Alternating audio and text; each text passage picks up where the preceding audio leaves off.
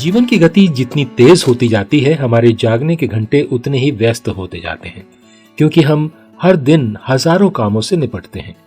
ये जितना ज्यादा लेन देन वाला, ज्यादा विचारहीन होता है, हमारे कार्य उतने ही ज्यादा अमानवीय होते जाते हैं।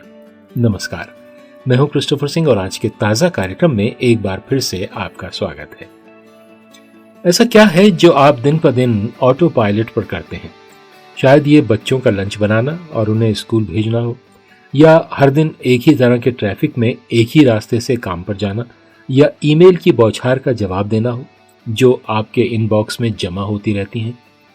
जब आप खड़े होकर उन दोहराने वाले नियमित कार्यों पर निष्पक्ष रूप से विचार करते हैं, तो आप अपने आसपास के लोगों, बच्चों, दूसरे ड्राइवरों, आपको ईमेल भेजने वालों के बारे में कितना सोचते हैं।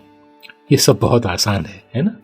दूसरों पर विचार किए बिना, और अगर आप विश्वासी व्यक्ति हैं तो ईश्वर पर विचार किए बिना इन बातों को करते रहना बहुत ही आसान काम है।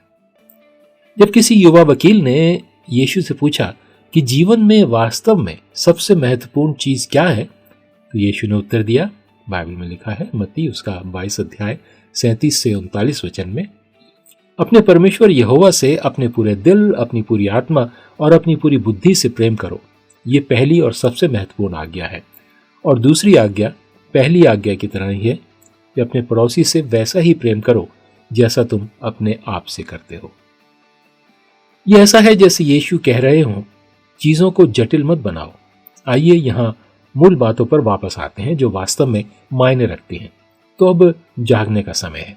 जब आप अपने दिल में इतनी सारी चीजें भर रहे हों, तो बस थोड़ा रुककर सोचें कि ईश्वर को इन सब के केंद्र में रखने का क्या मतलब है।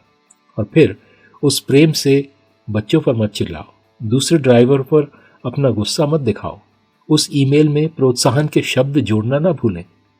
ईश्वर से प्रेम करो, दूसरों से भी प्रेम करो। ये उसका ताजा वचन है आज आपके लिए।